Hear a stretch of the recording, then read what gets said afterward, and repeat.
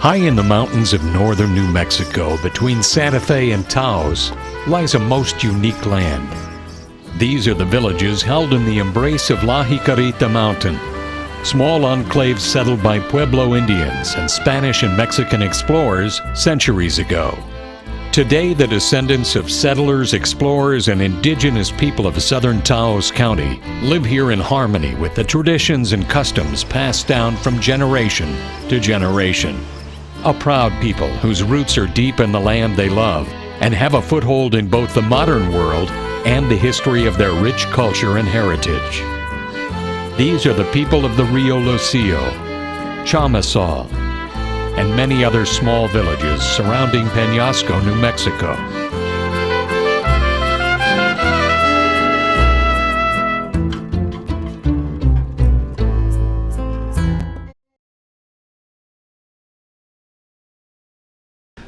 Welcome to my presentation on the Cordova family and also a little bit about the Roybal and Tafoya family. La razón que truje el tambor es porque tenemos raíces indígenas y se han negado por casi 100 años. The reason I brought the drum is that we've denied our indigenous heritage for over 100 years because of the racism in this country and because we didn't want to lose our children.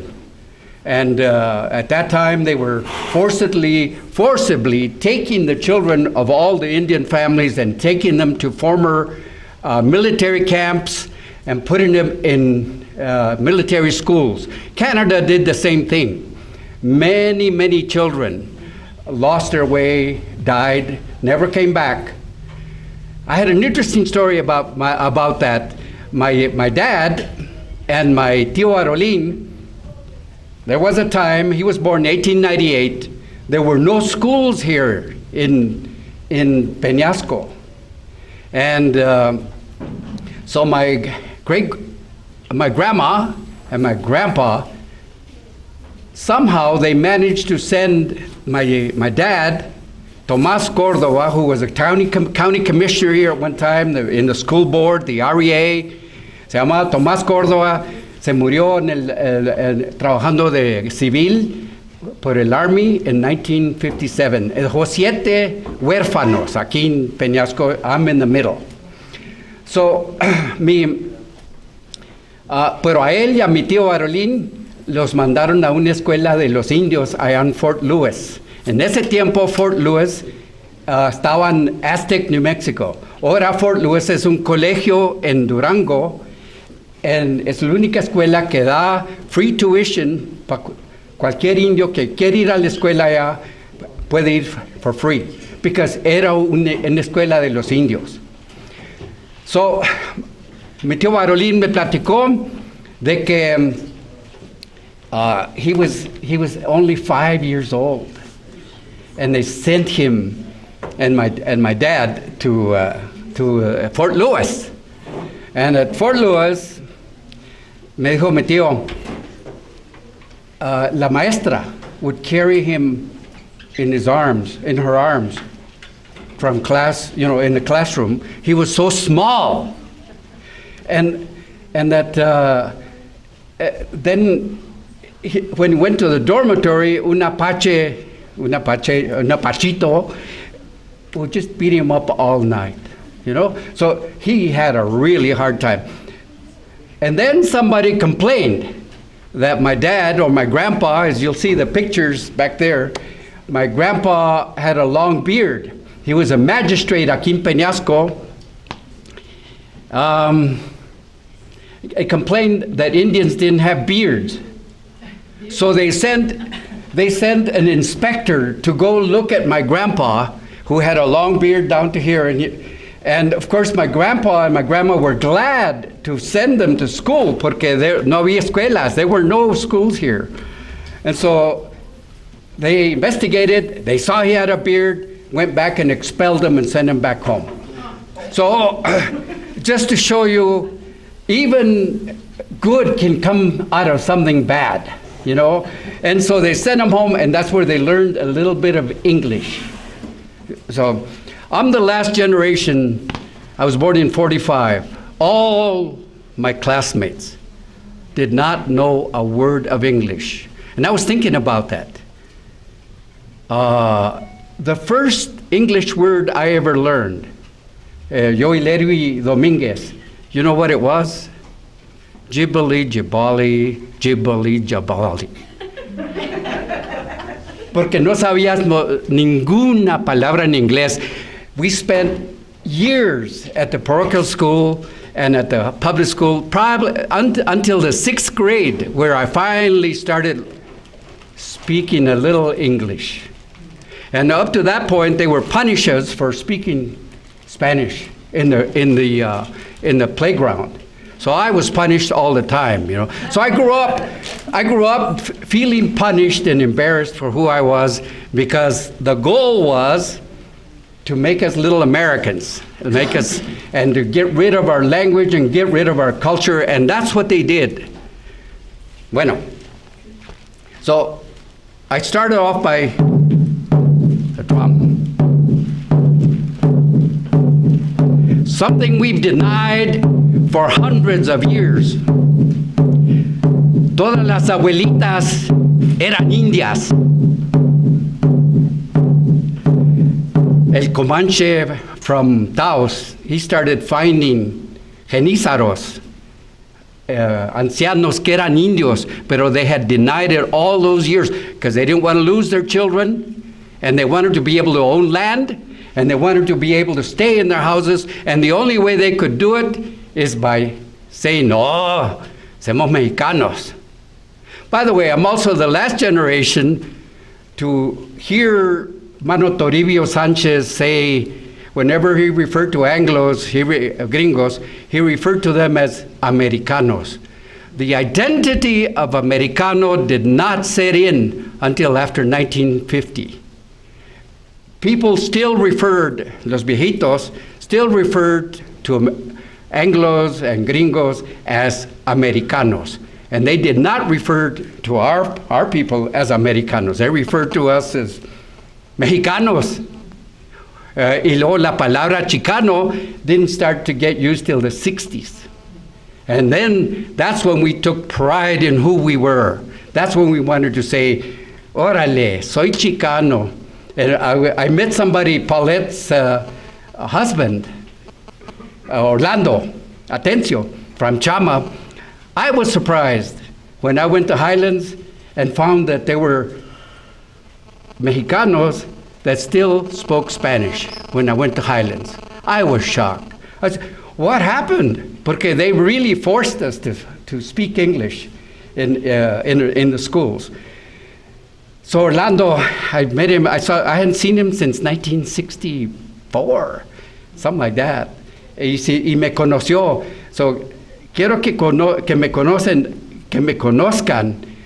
I don't know how long I'll be on this planet. I plan on another 20, pero Dios quiera, I'll have another 15. You know, I'll start bargaining. I'll have to start exercising and eating right. You know what I mean?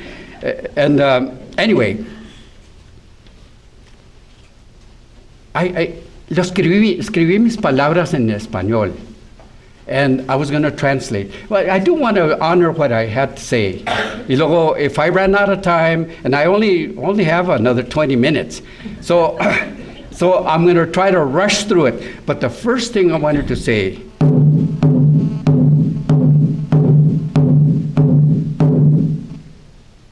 the heartbeat of our community. And it isn't until recently that I went to a powwow. A King Ghost Ranch, of all places. I went to a powwow, and I felt connected for the first time in my life.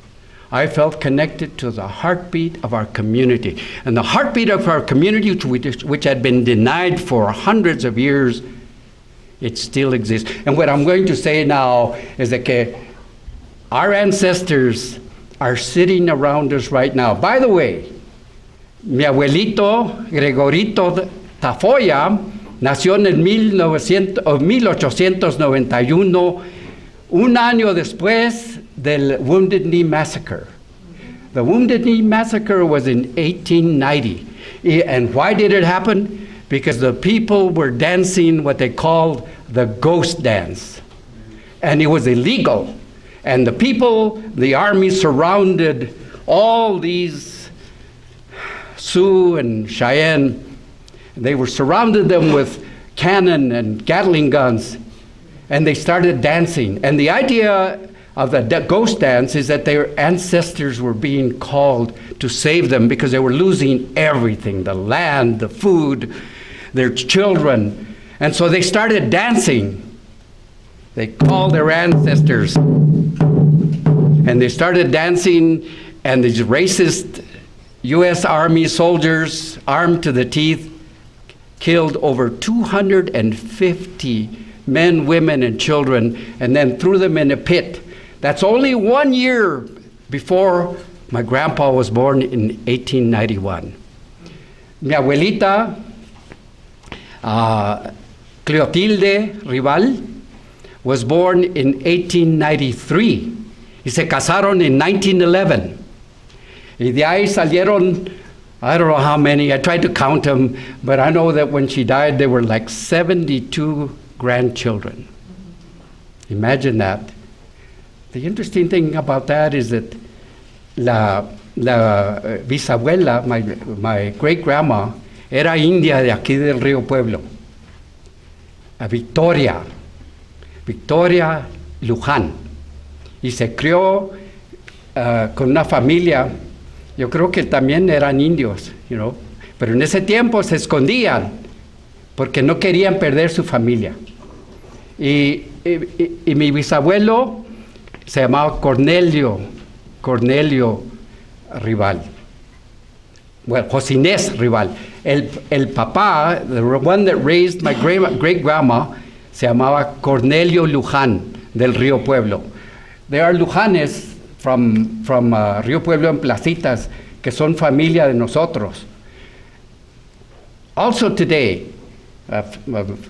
primo is here, porque mi abuelito, as I said last night, Pablo Antonio Cordova, nació en el 1844, aquí, cuando era México.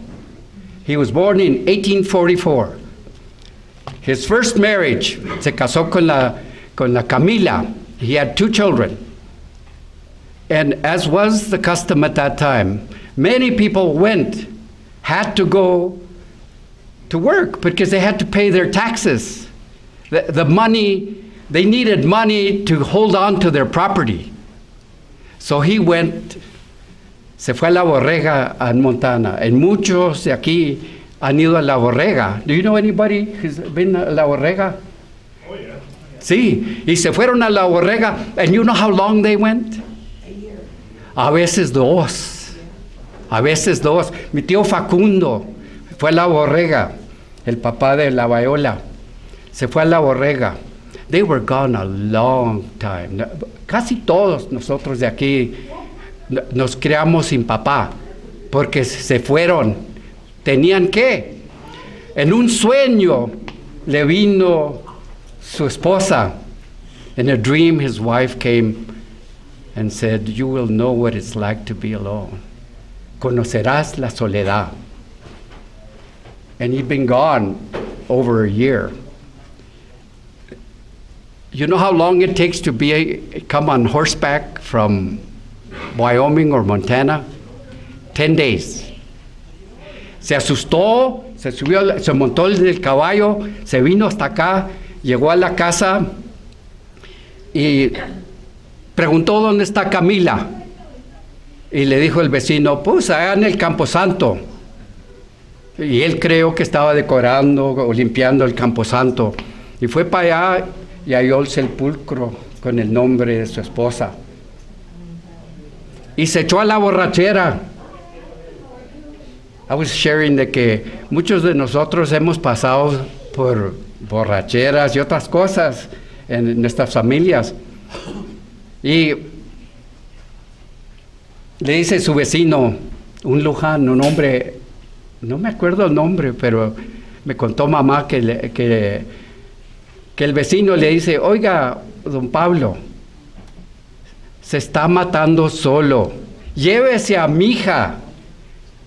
Take my daughter. She's, and Ignacita, and she was 13 years old. And Viola just reminded me this morning that he was 33. And he took the young one, and de ahí salió otra familia. Y nació un Alberto Cordova at that time, pero se murió. Y luego nació Raquel Cordova. Y luego Celestino Cordova. Y luego Tomás Cordova en el 1898. Y luego Frankelín Cordova, quien murió allá en Silver City, era minero. Y hay otra familia de los Córdovas allá. Y luego nació mi tía Corina y mi tía Emilia. Y nació un Alberto también, otro Alberto. Y está enterrado aquí en Río Pueblo. Alberto Córdoba, su hija Albertita Córdoba, ahora es Santisteban. Él murió en la mina. He died at the mine in Crested Butte in 1938. It's an interesting thing about that. At that time, there were no social ways of courting people, or so se huyó. He eloped with his sweetie to Crested Butte, and he had a brand new car. Y cuando murió, when he died, ese carro se fue a mi tío Liceo. And it's interesting, at that time, los caminos were pretty bad around here. So the car got stuck in a ditch. Y mi tío Facundo, he was a big man, a strong man. You know what he did? The car was stuck. He went to that car, and that time the cars were heavy. He picked it up and moved it out of the ditch, and he put it back down. That's how strong he was. When he died, I couldn't believe that a man so strong could actually die, you know? And of course, I also remember him. Every time I saw him, sacaba su cuchillo, su navaja, y decía, yo te voy a capar. Bribón. And I believed him. I was only like 3 or 4 or 5, you know. And I mean, and every time I ate at my tía Emilia's, está un chicote allí. There was a whip up there, and he says, mira, te va a chicotear, mira. And I believed him, of course. And of course, even her grandpa, Mano Jose Lopez, my mom used to cut his hair. And he would sit there cutting. And I looked at him, and he says, yo te voy a llevar a cuidar a mis borregas o te va a capar. And of course I believed him, you know. Hey, you're going to take care of my sheep or I'm going to castrate you. You know, I mean, and you know, you take old people seriously when you're 5 years old, you know. Of course, today's generation, kids don't listen to anybody, you know. So, what else can I share about my family? Because I'm going to run out of time. I had it all in Spanish, and I really wanted to give you the flavor of it. I'll just give you a little flavor of it.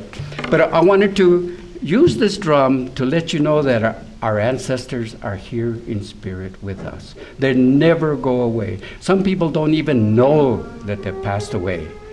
And I wanted to say, when they go, sometimes they come to visit us. So, cuando murió el Pablo estaba in the Navy.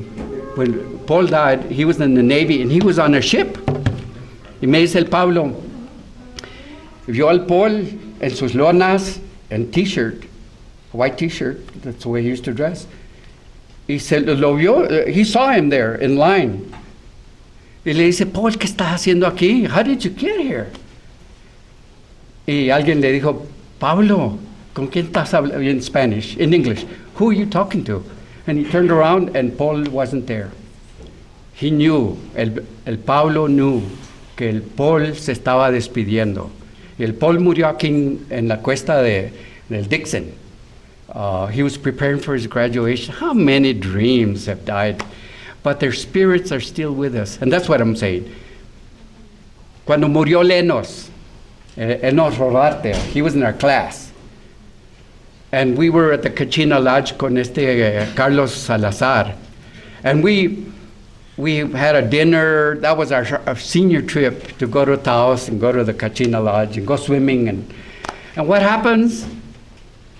He drowns in the pool. So Dorothy, nobody could swim. I knew how to swim, so nobody could pull him out. I pulled him out. Yola Dorothy worked on him, trying to save him. We worked on him until the fire department came. And I was in shock. I still think about it. He was my primo, through Los Tafoyas, through Gregorito. His mom was sister to my grandpa. We're all related, but all our spirits, our ancestors are here with us. We just don't notice. We're distracted. We're distracted by our worry and by the media, by politics. I think my dad came to me in a dream. He died in 1957, putting away his machine, his forklift. Perdió el perro. He lost the dog a week before. He had 7 children. He was worried about them. He was putting his machine away, and it tipped over and crushed him. Yo and Pablo, we played around his body because he was in our house like for 3 or 4 days. That's the last time I had people do alabaos in our house. It wasn't for me, but people sang alabaos. And then we took his body to the Presbyterian church because he joined the Presbyterian church that same year. And it was a radical thing at that time. But he came to me in a dream. And he came over to the gate donde vivía la Janet, la Alberto, and that was our house. Y fue para allá, and it was a new house, and I saw him, and he was dressed in the same suit that he was buried. He'd bought a new suit for Barolin's graduation. That's the same time that Tia Elviria had died, just recently, at that time. So I went up to him and I said, "Mire, Dad, I always saw him as an old man. He was 59 and I was only 11 or 10 at that time. But he came to me and I was like 15. And I went up to him and said, look, tenemos una casa nueva. My mom had a brand new Mercury, a red Mercury. And I said, look, un carro nuevo. We're doing just fine.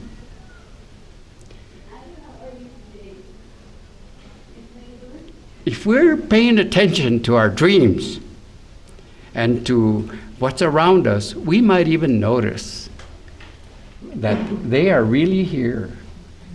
You know, we don't have an answer for what happens later. Some of them don't even know that they've left.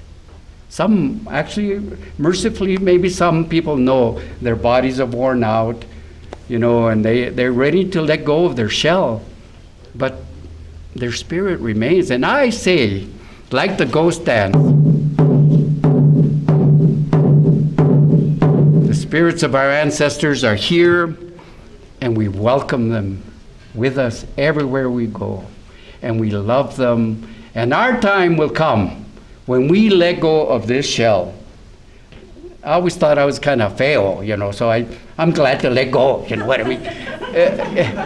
I wasn't the pretty one, you know. I have a pretty white brother, but yo y Pablo eran los feos, you know. So, you know, and so I'm glad to let go of this, you know. I've carried it long enough. When that time comes, 20 years from now, maybe like my tío Bernardo, maybe 106. Él murió, he died at 106, allá en Costilla Amalia. Anybody remember my tío Bernardo? See, you remember him. Yeah. Mi tía, I didn't know my abuelito Pablo Cordova. I knew my Ignacita, and of course she liked my white brother, pero Pero conmigo y el Pablo eran malota. She was mean, you know. So I grew up with mean grandmas, you know. I didn't have a warm, loving grandma. But my other brother, my white brother, he really remembers a good, nice memory because the grandma always prefers the first one and the white one, you know. And the rest of us Indian guys forget it, you know. Como el perro prieto, nobody. Anyway, so what else can I say? My tío Raquel was a World War I veteran. He worked con la tienda del Don Ramón Sánchez. And my tío Barolín también worked at that Sánchez store. Y luego, after the war, he went to Denver and he worked for a little grocery store and he bought it. And it's called Cordova's Groceries. He sold it to his kids. And my tío Barolín, he worked for Don Ramón Sánchez también. And one time, le dice Ramón Sánchez, oyes, mocosero, ve por los santos allá a Trampas y tráelos para la sembra. Go get the saints from Trampas and take them to the field for the planting. That was the custom. You take the saints different places and you bless the ground. Y le dijo, y no te metas por el río. And the water was high because it's spring, you know. Y no te metas no vengas por el río. So what does my tío Barolín? Se va en el bogue, lleva a los santos en el bogue y se metió en el río y se escapó hogar y se perdió los santos. The river took all the saints, man. And so he, instead of facing Don Ramón, fue para la casa y le dice, por miedo, y le dice a mí, le viene Don Ramón y dice, oye, es mocosero. Así le llamaban, hey, snot nose, you know, mocosero, ¿dónde están los santos? Le dice mi tío Barolín, se los llevó el demonio. But I think about it today, you know, hijo, probably priceless, you know. He lost it por terco, you know. I was telling Viola that el Facundo used to milk the cow, you know, and then por huevonera, he instead of milking the cow all the way, he'd go over there and put half water and take it home. And mi tía Amelia decía, yo no sé qué le pasa a esta leche, no cuaja, no podemos hacer queso. Y el bribón del Facundo, he had put in water para no andar ahí por huevón, you know. Anyway, let's see what else I want. Oh yeah, I wanted to tell you about Barolin's dad, Samuel Romero, a classic woman abuser in the 30s, pero beautiful children. El Samuel se murió en 2010. El Barolín, thank God for him, you know, él vive en Dixon. And his little girl, she died at 4. And she was raised by my tía, she was with mi Rivala and mi Gregorito. And she died of meningitis, spinal meningitis. At that time, the hospitals, there were no antibiotics here. There was very few doctors. In fact, hardly medical care. So she died at age 4. Beautiful little girl.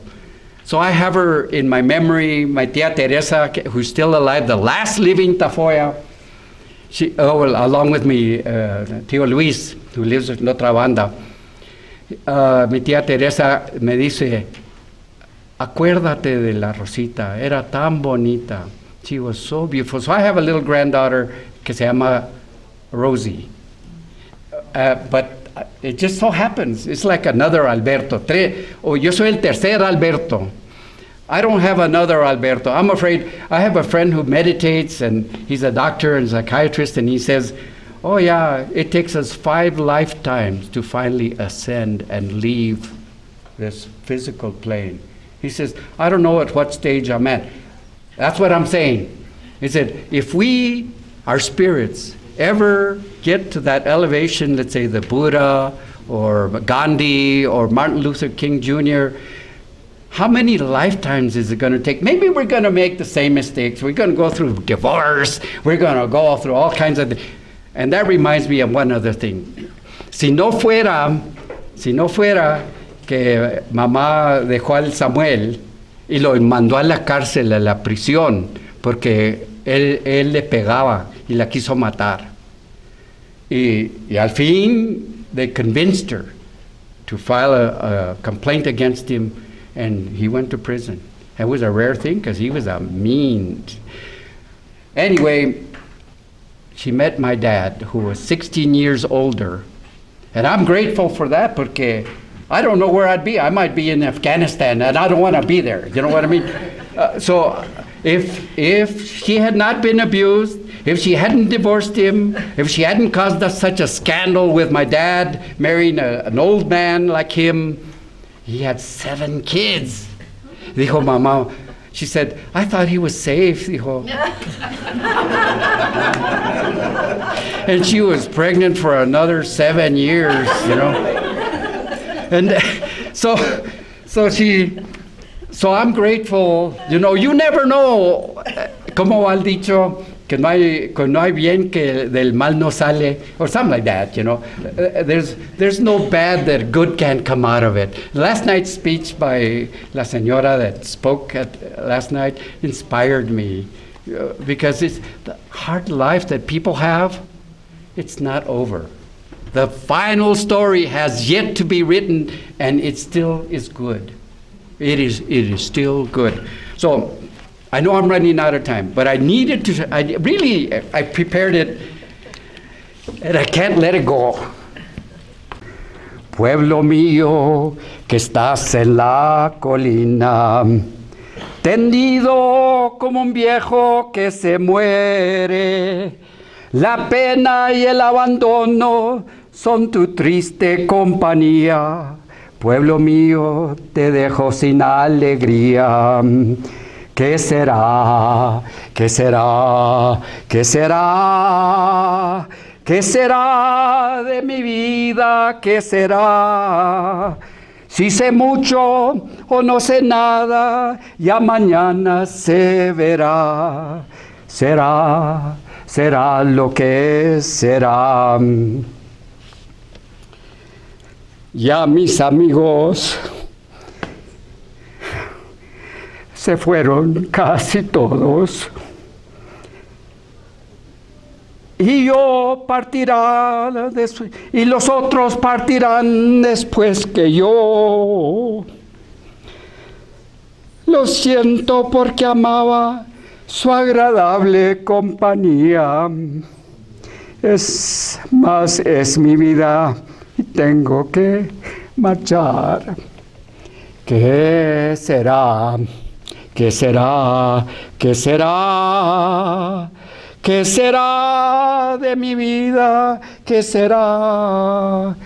En la noche mi guitarra dulcemente sonará, y a mi pueblo me partirán.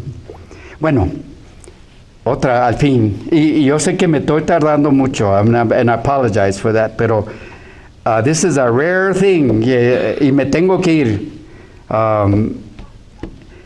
Y es un español que hoy no se entiende, and I apologize también, pero también la historia es historia. And I still haven't mastered the damn thing. Bueno, así va. And if you hear it from other people, I want you to,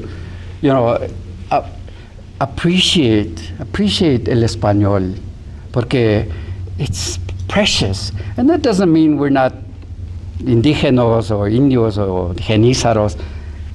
Así va. Pueblo mío, es un privilegio de estar aquí con ustedes en esta celebración de cultura. Hay algunos aquí que me conocen y hace años que no nos vemos. El mundo ha cambiado varias veces desde los más antes. Los recuerdos están desapareciendo dentro de mi vida y siento el ánima de compartir algunas memorias de mi familia, de los Córdovas, por medio de Tomás Córdoba, mi rivala, los rivales y los tafoyas. Que nunca se les olvide mamá María Córdoba y Tomás Córdoba. Aquí entre nosotros las almas de mi gente siguen en sus vidas de espíritu sin darnos cuenta. De vez en cuando nos vienen en sueños y por otra gente o por cosas que nos pasen o suceden en este mundo. Mi abuelito andará por aquí en las calles. Una vez llegó al Venadito porque era juez y tuvo corte a las trampas y le pagaron con una silla bien hecha, como hacían más antes, y le pagaron con una silla. Y vino al Venadito y la puso ahí en la mesa y le dice, deme lo que, tanto que vale esta silla. Y la tomó y le dieron de tomar. Y en ese tiempo jugaban monte. El monte era un agujerito porque el suelo era de tierra y tiraban piedritas y apostaban. Y apostó la tierra, su terreno, su casa. Y la perdió. Mi abuelito vivía en la casa del Ramoncito allá en Vadito. Son gente de allá del pueblo, del río Pueblo. Y después, pues en ese tiempo, así era la vida, dura. And it was all or nothing. Si apostabas, pagabas.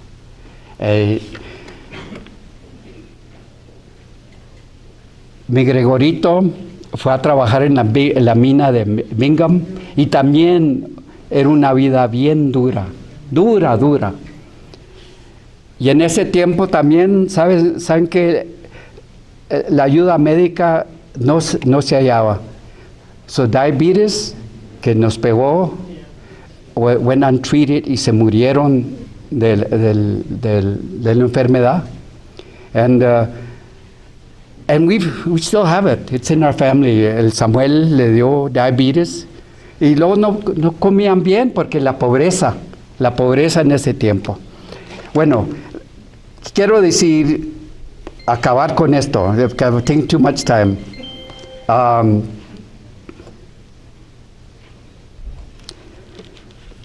Aquí entre nosotros está la memoria del Samuel, del Pablo, mi hermano, el Bebo que le llamaban, el Facundo, el Elmer, el Enos y cuántos otros andarán aquí entre nosotros que ni nos damos cuenta.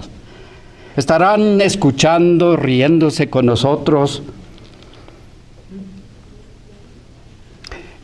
Y acabo con esto.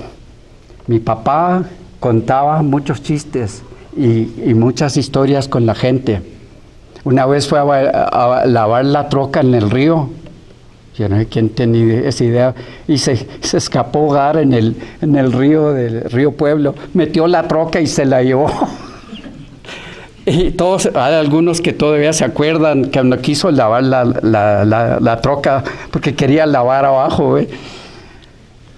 Y siempre acababa sus dichos y sus cuentos con esta palabra. Y lo que les digo ahora no son pelos de cochino. Y acabo otra vez con lo que dije a mi tío Cornelio, porque no puedo olvidar a mi tío Cornelio, se me enoja. Yo creo que anda aquí fijándose, está Alberto madreándose, y ahora no dice la verdad. Como al Barolín también, él sabe todo, no puede uno decirle nada.